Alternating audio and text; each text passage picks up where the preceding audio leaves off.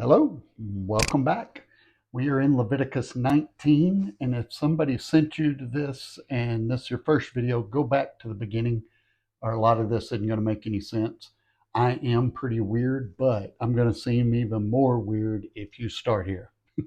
But I also encourage you to ask questions, debate. Hey, the mailman just went by. I told you it was distracting sometimes, but uh, I want you to talk about this with somebody who follows God, is a believer, and understands the Word of God. I don't want you to beat anybody over the head. Nobody's been trying to deceive you or lie to you or cheat you or anything like that. It's just the time it takes to understand this stuff is too long for a 30-minute sermon. Nobody's going to watch that sermon. I know I've preached it and people are like, hey, it was great, but I didn't understand. It takes a while. Also, some of this stuff is hard to understand. It's complex, but it's teaching us principles and patterns that are going to flow into the New Testament. And the New Testament is going to open up for you like never before. And I think when we're done, you're going to agree with me that Leviticus is probably the best book in the Bible. Now, it's at the center of the Torah. So you have Genesis and Exodus, then Leviticus, then you have Numbers and Deuteronomy. So it is the heart of the Torah. It's where it kind of comes together. And we're going to get into Numbers and Deuteronomy next. But for now, we're in Leviticus chapter 19. And I'm going to read from the New Living Translation. It's a little easier to understand. And we're going to knock down some maybe customs, traditions, or things you thought didn't apply. You might find out they do apply. So let's see what we're doing. Again, this is not about your salvation. This is not about whether you go to heaven or hell. This is about how to live after you're saved. So if you don't do all of this stuff, it does not mean that you're not saved. This is just how God intends for us to live after. Now, there's no temple. You can't sacrifice, those kind of things. But you also don't have to, because we now fully understand what Jesus' sacrifice was. And this is where we find that out. So it's not about guilt. It's not about any of that stuff. It's about learning what God really, truly wants for us and how we're supposed to live. So let's go. The Lord also said to Moses, give the following instructions to the entire community of Israel. You must be holy because I, the Lord your God, am holy. Each of you must show great respect for your mother and father, and you must also, what? You must always observe my Sabbath days of rest. I am the Lord your God. Do not put your trust in idols or make metal images of gods for yourselves. I am the Lord your God. When you sacrifice a peace offering to the Lord, offer it properly so you will be accepted by God. The sacrifice must be eaten on the same day you offer it or on the next day. Whatever is left over until the third day must be completely burned up. If any of the sacrifice is eaten on the third day, it will be contaminated and I will not accept it. Anyone who eats it on the third day will be punished for defiling what is holy to the Lord and will be cut off from the community. When you harvest the crops of your land, do not harvest the grain along the edges of your fields, and do not pick up what the harvesters drop. It is the same with your grape crop. Do not strip every last bunch of grapes from the vines, and do not pick up the grapes that fall on the ground. Leave them for the poor and the foreigners living among you. I am the Lord your God. Do not steal, do not deceive or cheat one another. Excuse me. Do not defraud or rob a neighbor. Do not bring shame on the name of your God by using it to swear falsely. I am the Lord. Do not make your hired workers wait until the next day to receive their pay. Do not insult the deaf or cause the blind to stumble. You must fear your God. I am the Lord. Do not twist justice in legal matters by favoring the poor or being partial to the rich and powerful. Always judge people fairly. Do not spread slanderous gossip among your people. Do not stand idly by while your neighbor's life is threatened. I am the Lord. Do not nurse hatred in your heart for any of your relatives. Confront people directly so you will not be held guilty for their sin. Do not seek revenge or bear a grudge against a fellow Israelite, but love your neighbor as yourself. I am the Lord. You must obey all my decrees. Do not mate two different kinds of animals. Do not plant your field with two different kinds of seeds. Do not wear clothing woven from two different kinds of thread. We're going to get into that, I promise. You probably always wondered why that was the thing. We'll explain it. If a man has sex with a slave girl whose freedom has never been purchased, but who is committed to become another man's wife, he must pay full compensation to her master. But since she is not a free woman, neither the man nor the woman will be put to death. The man, however, must bring a ram as a guilt offering and present it to the Lord at the entrance of the tabernacle. The priest will then purify him before the Lord with the ram of the guilt offering, and the man's sin will be forgiven. When you enter the land and plant fruit trees, leave the fruit unharvested for the first 3 years and consider it forbidden. Do not eat it. In the 4th year, the entire crop must be consecrated to the Lord as a celebration of praise. Finally, in the 5th year, you may eat the fruit. If you follow this pattern, your harvest will increase. I am the Lord your God. Do not eat meat that has been drained of its blood. Do not eat meat that has not been drained of its blood. Do not practice fortune telling or witchcraft. Do not trim off the hair on your temples or trim your beards. Do not cut your bodies for the dead, and do not mark your skin with tattoos. I am the Lord. Do not defile your daughter by making her a prostitute, or the land will be filled with prostitution and wickedness. Keep my Sabbath days of rest and show reverence towards my sanctuary. I am the Lord. Do not defile yourselves by turning to mediums or those who consult the spirits of the dead. I am the Lord your God. Stand up in the presence of the elderly and show respect for the aged. Fear your God. I am the Lord. Do not take advantage of foreigners who live among you in your land. Treat them like native-born Israelites and love them as you love yourself. Remember that you were once foreigners living in the land of Egypt. I am the Lord your God. Do not use dishonest standards when measuring length, weight, or volume. Your scales and weights must be accurate, so quit cheating on your weight. I'm sorry, that's a terrible joke, but your scales and weights must be accurate. Your containers for measuring dry materials or liquids must be accurate. I am the Lord your God who brought you out of the land of Egypt. You must be careful to keep all my decrees and regulations by putting them into practice. I am the Lord your God. So we're told in verse 2, not in the Living Translation because it's been Englishized to make it a little easier to read, but in the complete Jewish version, it says, you shall be holy, for I, Yahweh, am holy. Being holy as God means that we're supposed to imitate God.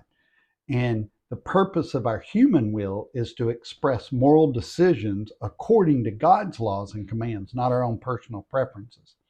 Holiness is an inner condition that must be expressed outwardly to have any weight. It doesn't do any good if it just stays inside of you. For us to claim holiness, but because of our relationship with Yeshua, Jesus the Christ, but to live as though our actions are separate from that, separate from our inner holiness, that just makes us hypocrites. So it's like I'm holy and I'm living holy as far as that goes, but I can make decisions that are not holy. And we all do that. That's a battle we fight, putting that old nature to rest. And in verse 4, it says, do not turn to. And that's a Hebrew idiom, which it means not to call on the power of an idol or a false god for help. And, sometimes we think it doesn't really matter, but, we're talking to the football gods or to the nature gods or whatever it is. God is God, and all the rest of them are false gods. So in verse 5, we see the Ziva Shalamim. The kind of offering must be done exactly the way it says and eaten on the first day. We saw that in Leviticus 7. In other words, that person will either be excommunicated, kicked out, or executed. The Shilamim class of offerings were the most common. So the rules were very strict. The worshiper could perform the sacrifice as often as they wanted to, and they got to keep that portion of the meat for themselves. The reason the consequences are so strict is because it's the most common. So if everybody does it, everybody will start to do it the easier way. So we compromise some of God's rule because it's just more convenient. And he says, if somebody does that, kick them out or execute them. Then it won't happen anymore. So whatever animal sacrificed has its ownership officially transferred to God the moment when hands are laid on its head and our sin is put on that animal. it becomes holy property. So when we don't use it right, we are violating his holy property, and the consequence of that is death. So verses 9 and 10 deal with the poor. These commands would not take effect for many years because they didn't have any crops. They didn't farm for like another 40 years. They're still in the desert at this point. So they're being told what they need to do when they get to the promised land. The second part of, many of these won't have any meaning whatsoever until they get there because they're in the desert. The second part of the command is that the owner should not gather the gleanings. And in Hebrew, it's leket. Leket is the gleanings, the things that kind of fell on the ground as you're harvesting, and then the ones on the hard corners of your land. He says just leave that for the poor. That way they can just have access to it. And remember, there were no food banks. There wasn't a McDonald's. There wasn't cheap food around. You had to grow food if you weren't going to eat. And we'll see this in the book of Ruth. That's basically what's happening there. So who were the poor? These were desperate people, not lazy people, because God didn't tolerate laziness in his society. People like foreign merchants that were just in town for a little while, a foreign soldier that was maybe passing through or came to find work. It meant someone who either had no intention or ability to become part of the Israeli nation. So they were just passing through. So in verse 11, the topic switches to civil law. Leviticus 19 is kind of seen as a Torah within a Torah because it expounds on principles that we've already talked about, either in Exodus or in the beginning of Leviticus. And that's why I said go back to the beginning, because some of these will sound like new rules, and they're not. They're really just expounded and expanded previous rules. So getting the best deal by lying and cheating and holding back information was very positive in Arab countries. It still is. And Jehovah says his set apart people are not to do this kind of thing, that they're supposed to deal honestly and fairly.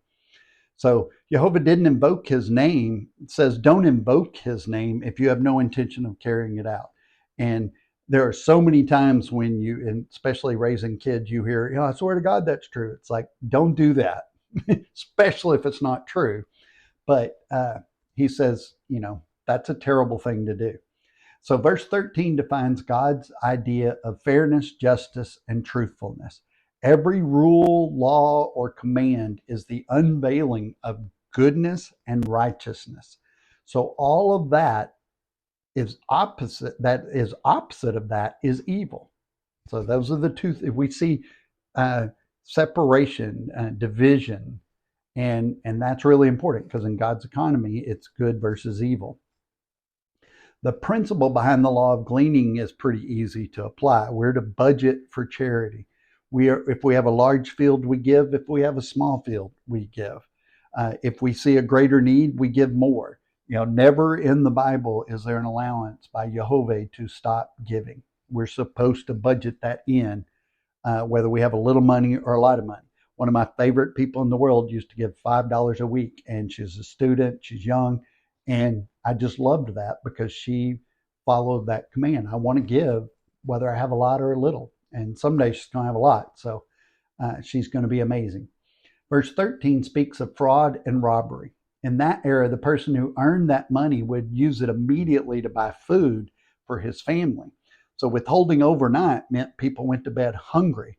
So a field owner who holds their wages overnight, God calls that fraud. Don't do that. To take advantage of a person's weakness, too, is seen as a violation of the command about someone who is deaf or blind. That deaf person may not know, or the blind person, but Jehovah knows, and he speaks on behalf of those who are powerless. So don't do those kind of things.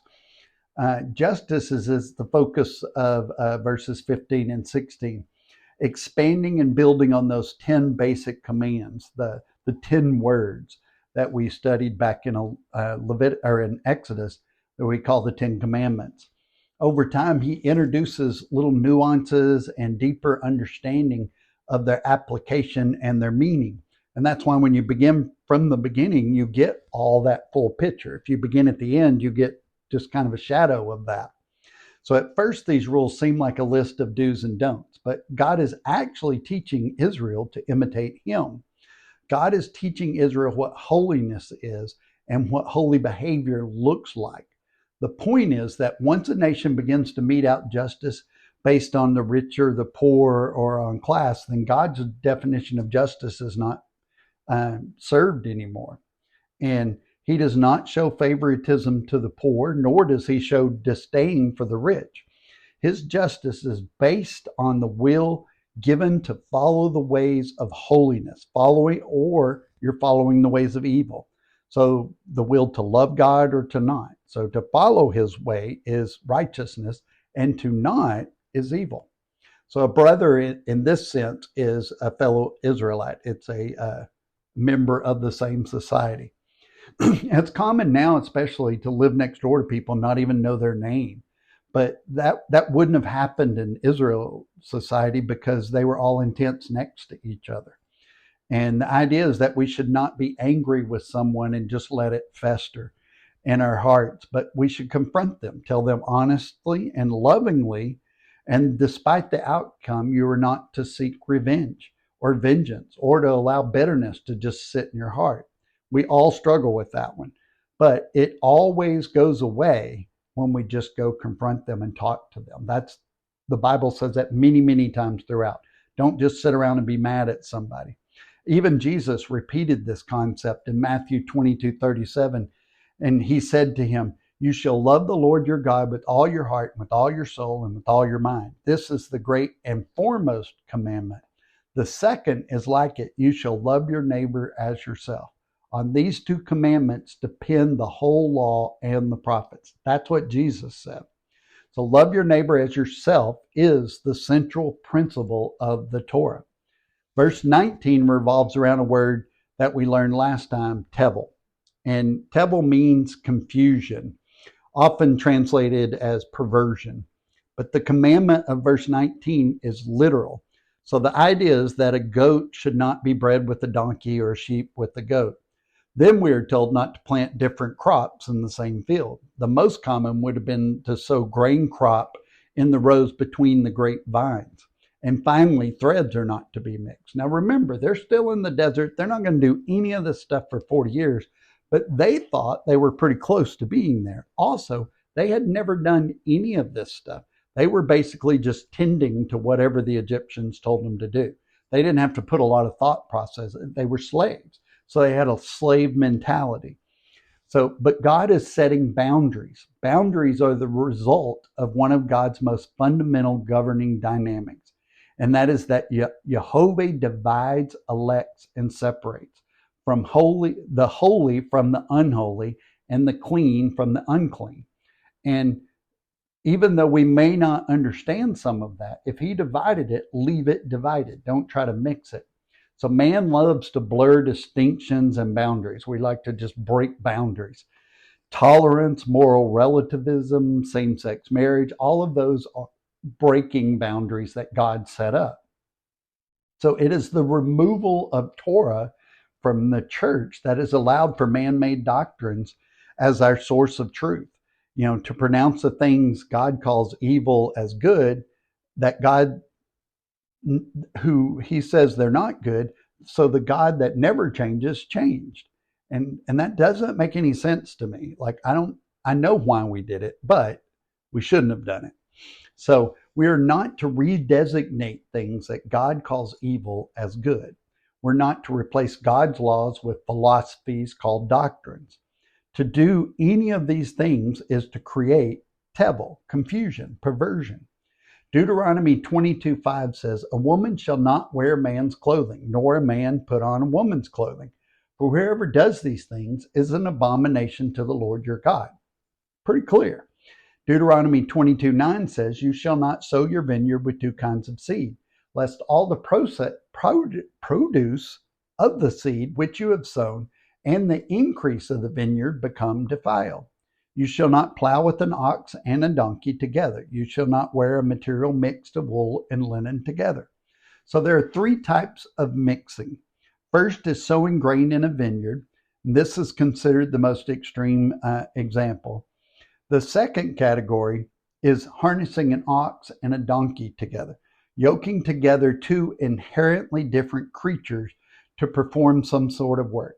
So it is not that the attributes of either species is altered or changed. It's that the function of each that they were created for to perform was altered due to the improper mixing by men. So basically, God set it down, and we said, well, it really doesn't matter that much. We can do it anyway. And God says, don't do it. We don't have to always understand the why. We just have to look for the pattern. And if God said don't, we don't. So the third category, mixing of wool and linen, is a middle ground between the first two categories. It's simply God's sovereign decision as to what improper mixing is. So we can search for the why all day long and we're never going to find it, but he didn't choose to tell us why. So we just have to accept it. It's a pattern. So that leads men to decide that if they can't find a logical why, then there's no longer any reason to obey that command. We see that concerning homosexuality and gay marriage. What harm does it cause? What two people do in private is their business, but we're still changing what God told us not to do. So my advice is to focus on the patterns and how one pattern relates to the next. And then your understanding of who God is, how he operates, and what he expects of us will increase, and your frustration will decrease if we just look for the patterns. So an example of what you call a kalayim is the improper mixing. Is no improper mixing is also in 2 Corinthians 6:14. It says, do not yoke yourselves together in a team of unbelievers. How can righteousness and lawlessness be partners? I don't know why my mouth's getting in the way today. What fellowship does light have with darkness? So by paying attention to the patterns, we see that what Paul does is he takes a command from the physical realm into the spiritual heavenly realm it was intended for.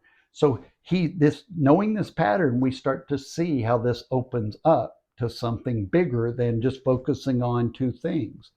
So there's a boundary established by God between righteousness and unrighteousness, light and darkness.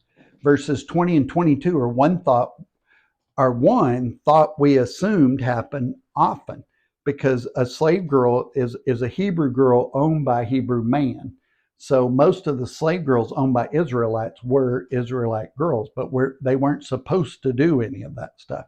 And in Exodus 21, 7 through 11 makes it lawful for a father to sell his daughter into what we would call bond servitude. So basically to pay off a debt or something like that.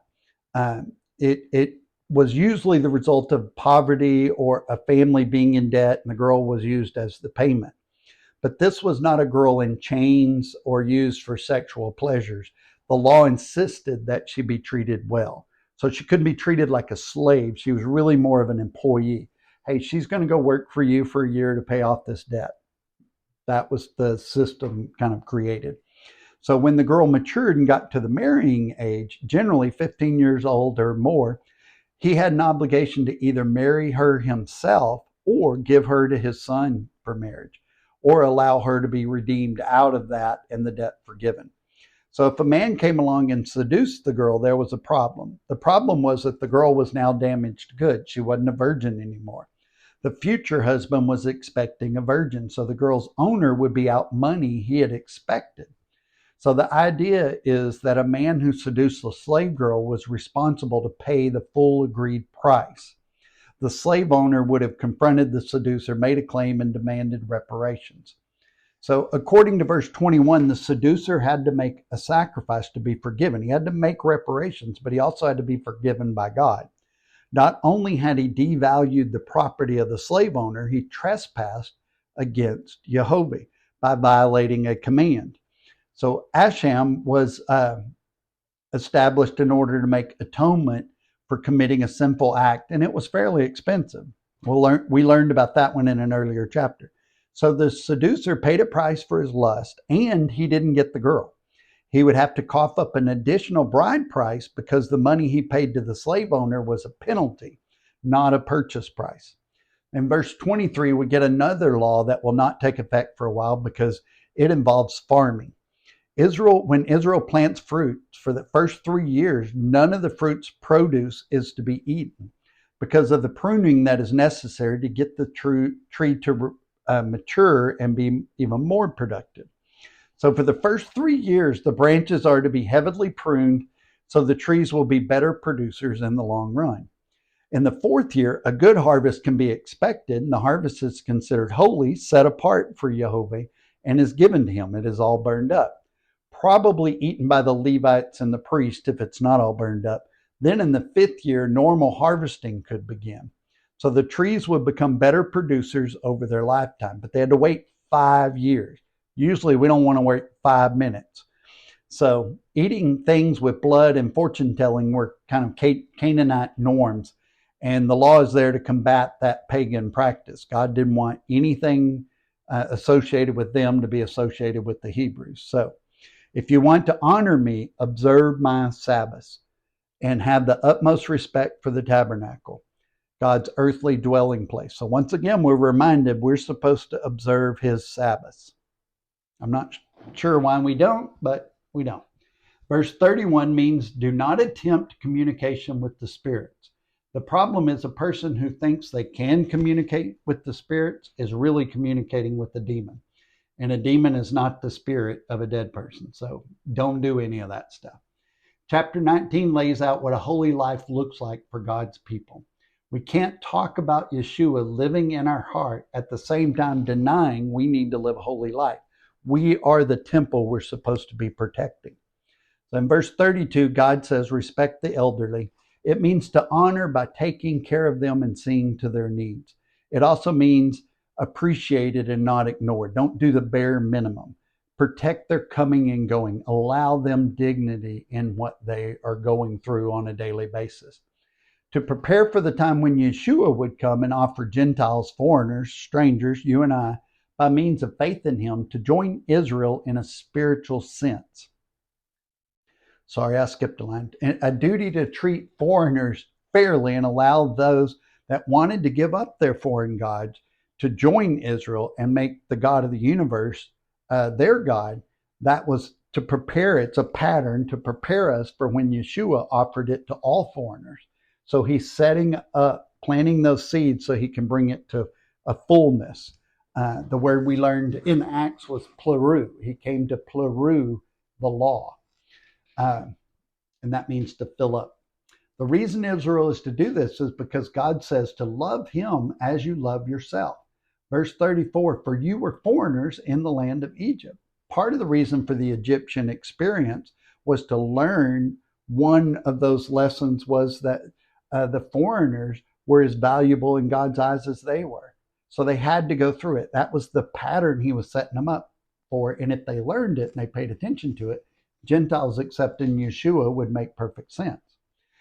Verses 35 and 36 tell us that the Israelites, that they are not to cheat one another. It is, like I said, Middle Eastern culture to cheat or get over on somebody is considered a good thing. And God's people are to emulate God, be fair and just to all. So this chapter ends with God's reminder to follow all of his laws and commands, not just the convenient ones. And remember, God does the opposite. He gives more than he takes. So not only does God not cheat you, he gives you way more than you deserve. He gave me way more than I deserved, and that's how he operates. So we're not supposed to be out there cheating other people. When we're given more than we deserve, we should share that. So that's Leviticus chapter 19. Like I said, it's kind of a Torah within a Torah within a Torah, if you want to look at it that way. Russian nesting dolls, I think it's called. But God bless. Share this with somebody you love that you want to know God more, and hopefully they'll sign up and come along with us. We're going to jump right into Leviticus chapter 20 next. God bless. Love God, love people, and change the world.